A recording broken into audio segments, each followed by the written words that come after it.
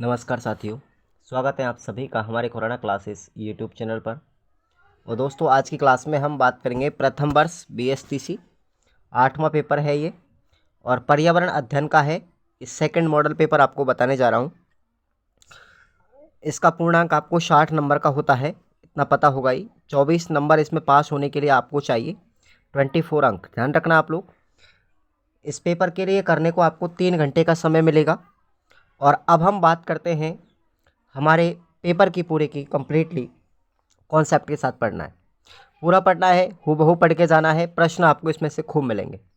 और जो विद्यार्थी रीट की तैयारी कर रहा है लेवल 1 की, वो विद्यार्थी पात्रता हो या मेंस, आपके लिए टेस्ट सीरीज़ लॉन्च की गई है, जो सबसे अच्छी टेस्ट सीरीज़ साबित होगी। मैं कह रहा हूँ इस चीज़ को दावे के साथ में, और पढ़ते ही मज़ा आ जाएगा।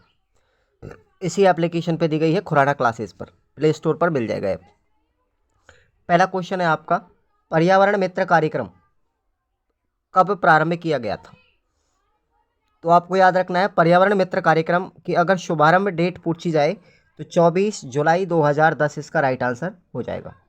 ध्यान रखें आप इसको। राजस्थान का नमभूमि क्षेत्र कौन सा है? राजस्थान में नमभूमि क्षेत्र कौन सा है? शामर है, जो आपको ऑप्शन में दिए गए हैं। इसके साथ में कौन सा है? केवलादेव, भरतपुर। ध्यान रखना, केवलादेव अभ्यारण्य जो है घना पक्षी विहार, वो भी हमारा नमभूमि क्षेत्र के अंतर्गत आता है, रामसर साइट के अंतर्गत आता है। अगला क्वेश्चन है, शिक्षक की भूमिका नहीं होनी चाहिए। देखो भाई, शिक्षक की भूमिका कैसी नहीं होनी चाहिए? तानाशाही नहीं होनी चाहिए। शिक्षक की भूमिका हमेशा पथ प्रदर्शन करने वाली हो, सुविधा प्रदाता जैसी हो, मार्गदर्शन करने वाली हो, लेकिन तानाशाही कभी नहीं होनी चाहिए। तो आपका डी ऑप्शन राइट हो जाएगा। अगला क्वेश्चन है, वह कौन सा परीक्षण है जिसकी सहायता से विद्यार्थियों के विभिन्न विषयों से संबंधित ज्ञान एवं ज्ञान की सीमा ज्ञात की जाती है? तो वो है आपका उपलब्धि परीक्षण। उपलब्धि परीक्षण का मतलब है विद्यार्थियों ने कितना सीखा है और कितना ज्ञान प्राप्त हुआ है। अगला क्वेश्चन है 5वां, डॉक्टर BS ब्लूम ने त्रिआयामी प्रक्रिया है शिक्षण की, उसी को किस प्रकार से समझाया है? तो देखिएगा, BS ब्लूम ने बताया कि जो त्रिआयामी प्रक्रिया है उसमें 3 तत्व बताए थे। पहला था पाठ्यक्रम, पहला था शिक्षार्थी, दूसरा था शिक्षक, और तीसरा था अपना पाठ्यक्रम। ये आपको ध्यान रखना है। ये 3D जो है मैंने आपको बताया है त्रिभुज, इसके बारे में आपको याद रखना है। अगला क्वेश्चन है, अधिगम योजना के बारे में राष्ट्रीय पाठ्यक्रम फोरम ने क्या कहा है? आंसर होगा, कोई भी एक सार्वभौमिक योजना निश्चित नहीं हो सकती। शिक्षण की प्रक्रिया छात्र केंद्रित होने के कारण प्रत्येक शिक्षक अपने छात्रों की सीखने की गति और स्थानीय परिवेश को ध्यान में रखते हुए अपनी योजना बनाए। यही कहा था राष्ट्रीय पाठ्यक्रम फोरम ने। अगला क्वेश्चन है 7वां, सीखना किससे प्रभावित होता है? तो सीखना हमारे पूर्वाग्रही अनुभवों, समय और शारीरिक मानसिक परिपक्वता से प्रभावित होता है। अगला क्वेश्चन है 8वां, प्रकाश संश्लेषी किसे कहते हैं? अधिकांश पेड़ पौधे अपना भोजन सूर्य के प्रकाश की उपस्थिति में CO2 गैस का उपयोग करके अपना भोजन स्वयं बनाते हैं, और ऐसे पेड़ पौधों को हम प्रकाश संश्लेषी कहते हैं। यह प्रक्रिया प्रकाश संश्लेषण कहलाती है, जैसे नीम, गेहूं, चावल और पीपल। ध्यान रखना, जो अमर बेल होती है ना, ये अमर बेल आप लोगों ने नाम सुना होगा। अमर बेल जो है वो कैसी है? परपोषी है। ध्यान रखना, अमर बेल क्या है? परपोषी है। ये भी आपको ध्यान रखना है, ऑप्शन में पूछा जा सकता है, ऑब्जेक्टिव में। अगला क्वेश्चन है 9वां, भौतिक परिवर्तनों ने मानव जीवन को किस तरीके से प्रभावित किया है? तो देखेंगे, पर्यावरण में जो मानव निर्मित कारक हो रहे हैं, जैसे उद्योगों की स्थापना, ऊर्जा का उत्पादन, बड़े बांधों का निर्माण, यातायात में संचार का विकास आदि ने पर्यावरण के विविध पहलुओं पर व्यापक प्रभाव डाला है। जहां एक और हमको सुविधाएं मिली हैं, वहीं पर विभिन्न प्रकार के प्रदूषण पर्यावरण को निरंतर प्रभावित भी कर रहे हैं। अथवा में आपको क्वेश्चन याद रखना है, जल प्रबंधन में महिलाओं की क्या भूमिका है, इसका महत्व बताइए। यानी जल प्रबंधन में महिलाओं की भूमिका पर महत्व आपको डालना है। ये प्रश्न आपको यूनिट नंबर 1 में मिलेगा, तो इसको आप लोग ज़रूर पढ़ के जाएं। अथवा वाले प्रश्न भी बहुत इंपॉर्टेंट हैं, जो आपको अपनी सीरीज में से देख के पढ़ने हैं साथियों। अगला प्रश्न है, ऊर्जा के परंपरागत स्रोत व गैर परंपरागत स्रोतों के नाम लिखिएगा। तो सबसे पहले आपको परंपरागत स्रोत कौन से हैं, आप लोगों ने राजस्थान की ज्योग्राफी के अंदर ध्यान रखना, जब आप रीट की तैयारी करेंगे, रीट मेंस की, तो भूगोल के अंदर ये टॉपिक है राजस्थान के परंपरागत स्रोत और गैर परंपरागत स्रोत ऊर्जा संसाधन। तो यहाँ से आपको एक बेस मिल रहा है कि भाई परंपरागत स्रोत कौन कौन से हैं, जैसे कोयला, बिजली, खनिज तेल, मिट्टी का तेल, प्राकृतिक गैस और ऊर्जा, जल ऊर्जा के स्रोत। तो ये है अपने परंपरागत, है ना। इन परंपरागत स्रोतों को हम क्या बोलेंगे साथियों, अनवीनीकृत स्रोत भी कह सकते हैं, ठीक है। और गैर परंपरागत जो स्रोत हैं उनको हम नवीनीकृत स्रोत कहते हैं, ये भी ध्यान रखना है। क्या बोलेंगे इनको, नवीनीकृत स्रोत भी कह सकते हैं इनको हम। और इनमें आता है पवन ऊर्जा, ज्वारीय ऊर्जा, तरंग ऊर्जा, नाभिकीय ऊर्जा, भूगर्भ ऊर्जा और सौर ऊर्जा। ध्यान रखना है आपको नाम सबके। अगला क्वेश्चन है, सौर मंडल का पृथ्वी पर पर्यावरण प्रभाव कैसे पड़ा है, संक्षिप्त में बताइए। तो ये प्रश्न आपका यूनिट नंबर 2 में मिलेगा। अगला क्वेश्चन है 11वां, जीन पियाजे के अनुसार अनुकूलन क्या है, यह किन तरीकों से होता है। तो जीन पियाजे ने एक 2-3 ऐसी शब्दावली दी थी, जैसे अनुकूलन है, अपना स्कीमा है, तो इनके बारे में बताया था। जीन पियाजे एक संज्ञानवादी मनोवैज्ञानिक थे, संज्ञानात्मक विकास सिद्धांत का प्रतिपादन उन्होंने किया था बाल विकास के अंतर्गत। तो स्कीमा न सिर्फ हमें अपने पर्यावरण के साथ अंतःक्रिया करने के मौके देते हैं, बल्कि पर्यावरण के अनुसार खुद को ढालने में भी मदद करते हैं, और इसे ही अनुकूलन कहते हैं। अनुकूलन का मतलब आप लोग जिस स्थिति में हो, जैसे वातावरण में हो, उसी के अनुसार स्वयं को अगर ढाल लें तो वही कहलाता है अनुकूलन। अनुकूलन दो अलग अलग तरीकों से होता है। या तो आप खुद को आत्मसात कर सकते हो, या फिर आप उस वातावरण के प्रति समायोजित हो जाते हो। तो ये 2 तरीके हैं अनुकूलन के जीन पियाजे के अनुसार। अगला क्वेश्चन है, लो भाई, जीन पियाजे के द्वारा बताए गए संज्ञानात्मक विकास सिद्धांत की दूसरी और तीसरी जो अवस्था है उसकी विशेषता बताइए। तो इसकी 4 अवस्थाएं हैं, ध्यान रखना कौन कौन सी है। मैं एक बार सबके नाम बता देता हूं, उनको फिर आप डिटेल्स के साथ पढ़ना। पहली है संवेदी पेशीय अवस्था, ठीक है, कौन सी है, संवेदी पेशीय अवस्था, ठीक है। दूसरी अवस्था बताई थी उन्होंने प्राकल्प अवस्था, कौन सी है, प्राकल्प अवस्था, ध्यान रखना। और तीसरी बताई थी उन्होंने मूर्त संक्रियात्मक अवस्था, है ना, कौन सी है, मूर्त संक्रियात्मक अवस्था। और चौथी बताई थी उन्होंने अनौपचारिक संक्रियात्मक अवस्था। तो ये 4 अवस्था है, इनके बारे में आप पूरा डिटेल्स के साथ पढ़ के जरूर जाना, इंपॉर्टेंट क्वेश्चन है ये। अगला क्वेश्चन है 12वां, अधिगम योजना निर्माण के बारे में सामान्य शिक्षा शास्त्रीय मान्यता का उल्लेख कीजिए। तो देखेंगे, बच्चों की पूर्व अवधारणाएं ज्ञात करें, ये पहला उल्लेख है इसका। अवधारणाओं के अनुसार या अवधारणाओं के आधार पर बच्चों के द्वारा या शिक्षक के द्वारा काल्पनिक मानचित्र बनाना, गतिविधि को कक्षा में करवाए जाने से पहले स्वयं करके देखना, ज्ञान को व्यावहारिक जीवन से जोड़ा जाए, और बच्चों को पाठ आधारित दत्त कार्य भी दिए जाए। अथवा में क्वेश्चन है आपका, अधिगम योजना के क्या उद्देश्य हैं, आपको इनके बारे में लिखना है। तो ये प्रश्न आपका यूनिट नंबर 4 में मिलेगा। आइएगा, अगला क्वेश्चन है नंबर 13वां क्वेश्चन, अच्छे प्रश्न पत्र की क्या क्या विशेषताएं होती हैं, ये आप लोगों को लिखना है। तो अगर कोई प्रश्न पत्र अच्छा है तो उसकी विभिन्न प्रकार की एडवांटेज है, बहुत सारी विशेषताएं हैं। जैसे प्रश्न निर्धारित उद्देश्यों पर आधारित होने चाहिए, प्रश्न निर्धारित विशिष्ट उद्देश्यों पर आधारित होने चाहिए, प्रश्न ब्लूप्रिंट में आधारित स्वरूप के होने चाहिए, और प्रश्नों में परीक्षण बिंदुओं का ध्यान रखा जाए, प्रश्न पाठ्यक्रम के अधिक से अधिक प्रकरणों पर बनाए जाने चाहिए। तो ये अच्छे प्रश्न पत्र की विशेषता है जो आपको एग्जाम में आएगा प्रश्न। अगला प्रश्न है आपका 18वां, सतत एवं व्यापक मूल्यांकन में अवलोकन के क्या क्या लाभ हैं। तो ये प्रश्न आपको यूनिट नंबर 5 में मिलेगा, ज़रूर पढ़ के जाएंगे। अगला प्रश्न है नंबर 14, अधिगम योजना निर्माण शिक्षक के लिए किस प्रकार से उपयोगी है, स्पष्ट कीजिएगा। तो अधिगम योजना निर्माण शिक्षक के लिए विभिन्न दृष्टियों से उपयोगी है। इससे विद्यार्थियों की सृजनात्मक अभिव्यक्ति का अवसर मिलता है। विद्यार्थी अपने व्यक्तिगत और स्थानीय अनुभवों को कक्षा में बता पाने और विद्यार्थी विश्लेषण करने में सक्षम हो पाता है। इसमें विद्यार्थियों की भागीदारी बढ़ती है।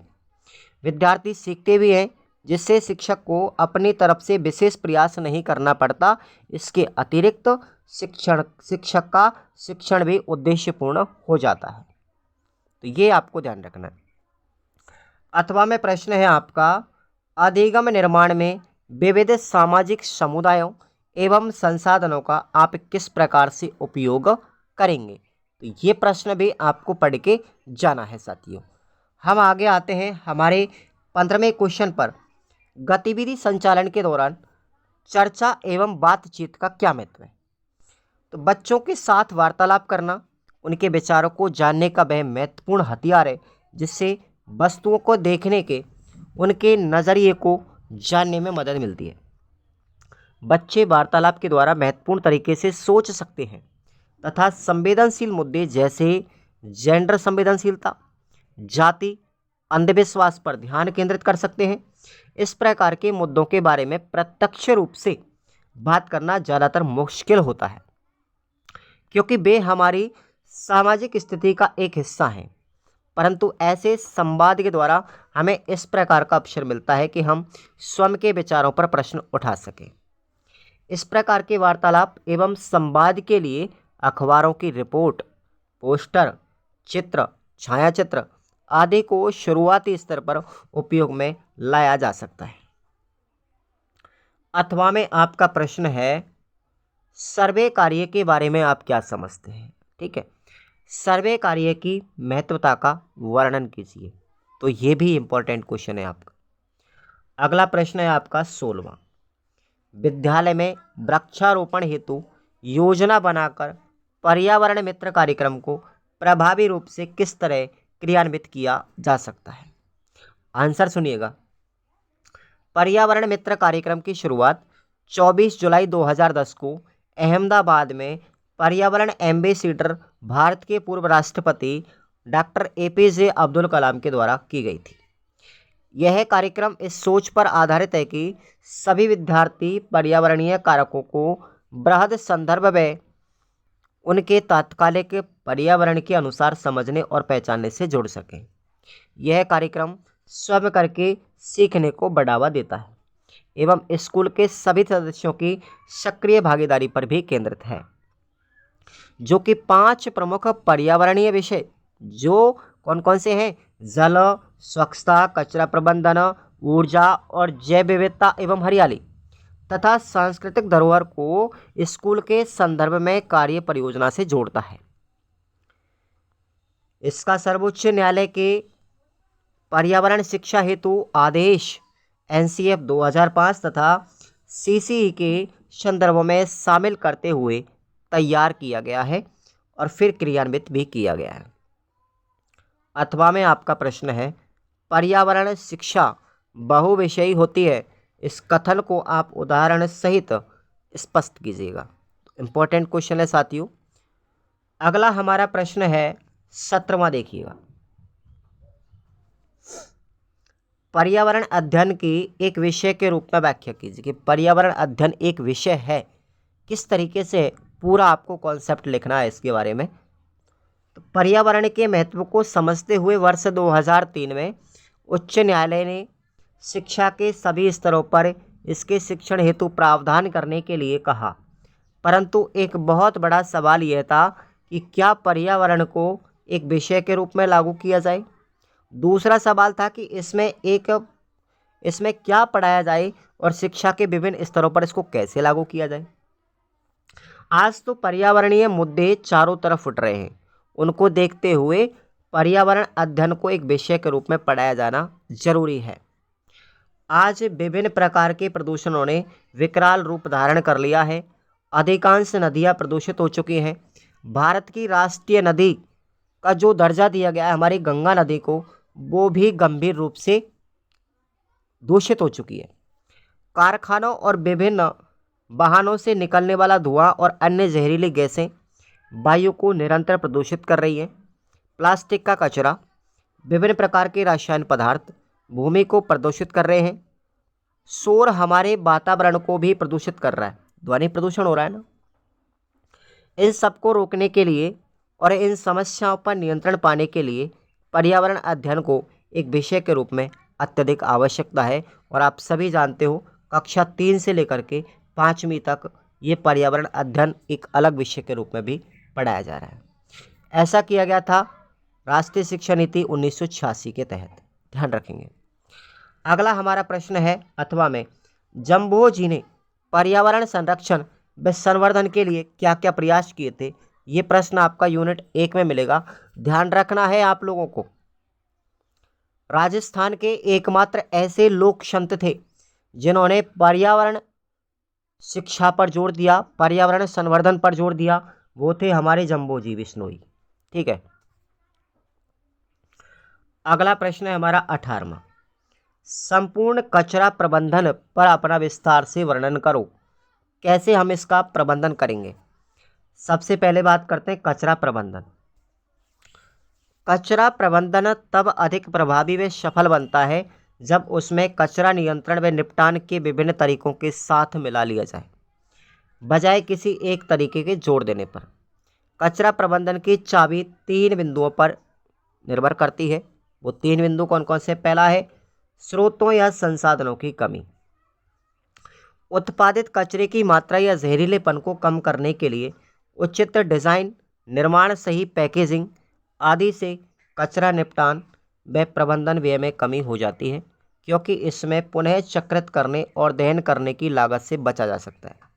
इसमें संसाधनों का संरक्षण व प्रदूषण की कमी होती है। दूसरा है इसमें पुनः चक्रण। यह वह प्रक्रिया है जिसमें अपशिष्ट पदार्थ इकट्ठा किए जाते हैं और नए उत्पादों के लिए उनका उपयोग करके कच्चे माल के रूप में किया जाता है। पुनः चक्रण में 4 चरण होते हैं। ठोस कचरे से पुनः चक्रित करने योग्य घटकों को पुनः इकट्ठा करना, विभिन्न प्रकार के अनुसार या इस प्रकार के अनुसार सामग्री को अलग अलग करना, उन्हें पुनः उपयोगी के रूप में संशोधित करना, व पुनः संशोधित सामग्रियों से बने सामान को खरीदना या उपयोग करना। पुनः चक्रण से संबंधित उपयोगी सामग्री को गड्ढों में डालने और दहन करने से रोका जा सकता है। तीसरा बिंदु है इसमें गड्ढा भराई करके भी रोक सकते हैं। यह उस कचरे के प्रबंधन को महत्वपूर्ण भूमिका निभाता है जिसे कम या पुनः चक्रित नहीं किया जा सकता। मामलों में कचरे की मात्रा विषाक्तता को कम करने के लिए भस्मीकरण का उपयोग किया जाता है। स्रोत कमी पुनः चक्रण से कचरे के ढेर से उन चीज़ों को हटाया जा सकता है जिन्हें जलाना कठिन हो, संभवतः खतरनाक उत्सर्जन करते हो या जिन्हें से हमें रखने से समस्या होती हो, तो उसके लिए गड्ढा भराई काम में लेनी चाहिए। अगला है खाद्य संरक्षण से आप क्या समझते हैं। एक विधि का वर्णन कीजिएगा। यूनिट नंबर 2 का क्वेश्चन है, ये जरूर पढ़ के जाए। 19वां प्रश्न है अवलोकन, जिसको हम निरीक्षण भी कहते हैं, ऑब्जर्वेशन। ये विधि क्या है, ऑब्जर्वेशन मेथड क्या है, इसकी क्या क्या विशेषता है। देखिएगा अवलोकन विधि। इस विधि में व्यक्ति अपनी ज्ञानेंद्रियों का उपयोग कर वातावरण का ज्ञान प्राप्त करता है। पर्यावरण के वास्तविक स्वरूप के ज्ञान के लिए यह विधि वर्तमान में उपयुक्त मानी जाती है। योकाम व सिम्पसन के अनुसार ये मनोवैज्ञानिक क्या कहते हैं कि निरीक्षण विधि ज्ञानेंद्रियों द्वारा सीखने की विधि है जिसमें व्यक्ति को अपने चारों ओर से संसार का ज्ञान होता है। तो ये इसकी डेफिनेशन है सिम्पसन योकाम के अनुसार। निरीक्षण विधि द्वारा पर्यावरण के विभिन्न तथ्यों की जानकारी वास्तविक रूप में मिलती है। इससे ज्ञान अधिक स्थायी होता है। बालक अपनी ज्ञानेंद्रियों का अधिक से अधिक उपयोग करता है। इस विधि की विशेषताएं देखिए। पहली विशेषता है यह एक मनोवैज्ञानिक विधि है जिसमें बालक की व्यक्तिगत क्षमताओं का विकास होता है। व्यक्तिगत विभिन्नता के आधार पर बालक अपनी सहज क्षमता से पर्यावरणीय घटनाओं तथ्यों तथा सिद्धांतों का अवलोकन करता है। दूसरा है इसमें बालक की आत्म अभिव्यक्ति का विकास होता है। जैसा वह देखता है उससे वह अपने शब्दों तथा भावों के साथ अभिव्यक्त करना सीखता है। तीसरा है बालक में जिज्ञासा। मौलिक चिंतन जैसे गुणों का विकास होता है जो वैज्ञानिक दृष्टिकोण विकसित करने के लिए आवश्यक है। चौथी विशेषता है कि बालक में तर्क शक्ति का विकास होता है। पांचवी विशेषता है कि इसमें स्थूल रूप से भौतिक व जैविक तत्वों का ज्ञान प्राप्त होता है। और छठवीं विशेषता है इसमें छात्रों में पर्यावरण प्रक्रियाओं के प्रति रुचि का विकास होता है। सातवीं विशेषता है कि इस विधि के द्वारा प्राप्त ज्ञान अधिक स्थायी होता है क्योंकि मनोवैज्ञानिक है। अथवा में प्रश्न है समस्या समाधान विधि क्या है। समस्या समाधान विधि के गुण एवं दोष जो हैं उनका वर्णन करना है। ये आपको यूनिट नंबर 4 में मिलेगा। अगला प्रश्न है प्रायोजना विधि या प्रोजेक्ट विधि क्या है। शिक्षक इसके माध्यम से किस प्रकार से आकलन कर सकता है। तो सबसे पहले तो आपको याद रखना प्रोजेक्ट जो मेथड है इसका प्रतिपादक कौन है, विलियम किलपैट्रिक। कौन है साथियों, विलियम किलपैट्रिक साहब। इन्होंने इस विधि का प्रतिपादन किया था, ठीक है, किलपैट्रिक, ध्यान रखेंगे। अगर आपसे पूछे कि इस प्रायोजना या प्रोजेक्ट शब्द को सबसे पहले किसने दिया था तो ध्यान रखना रिचर्डसन ने दिया था, है ना भाई, रिचर्डसन ने दिया। अब देखेंगे प्रायोजना विधि। यह एक प्रकार का अन्वेषण, एक प्रकार की खोज, एक प्रकार का रिसर्च है जो बच्चों के द्वारा व्यक्तिगत अथवा सामूहिक रूप से किया जाता है। इसकी अवधि कुछ दिन या कुछ सप्ताह अथवा पूर्ण सत्र की हो सकती है। एक सत्र में कई परियोजनाएं भी कराई जा सकती हैं। आमतौर पर इन परियोजनाओं के माध्यम से सूचनाओं, तथ्यों, आंकड़ों का संग्रह और विश्लेषण भी करवाया जा सकता है। थीम पर आधारित सीखने की प्रक्रिया में परियोजना कार्य की अहम भूमिका होती है। उदाहरण के रूप में शिक्षक ने बच्चों के साथ बातचीत कर तय किया कि वे 2 पुस्तकें तैयार करेंगे, एक पत्तियों की पुस्तक और दूसरी फूलों की। इसे तो नीचे गिराएगी पत्तियों और फूलों को उठाया जा सकेगा। शिक्षक ने निम्न बिंदुओं पर इस परियोजना कार्य का आकलन किया। कैसे किया, क्या बच्चों ने मिलजुल कर योजनाबद्ध कार्य किया।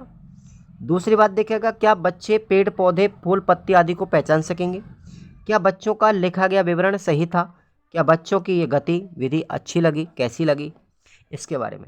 इसी प्रकार अन्य थीमों पर भी परियोजना कार्य किया जा सकता है। अब देखिएगा आपको अथवा में प्रश्न है वर्तमान में आकलन हेतु प्रयुक्त किए जाने वाले उपकरण और उनकी तकनीकियों का संक्षिप्त में वर्णन कीजिए। ये प्रश्न यूनिट 5 का है। अथवा में आपका क्वेश्चन है कि मूल्यांकन के उद्देश्य और उसके गुण लिखिए। मूल्यांकन करते समय किन किन बातों का ध्यान रखना चाहिए। तो ये यूनिट नंबर 5 में प्रश्न मिलेगा। जरूर देखना आप लोग, इनको एक बार पढ़ के जरूर जाएं, प्रश्न दोनों में से जरूर आएगा। Thank you so much.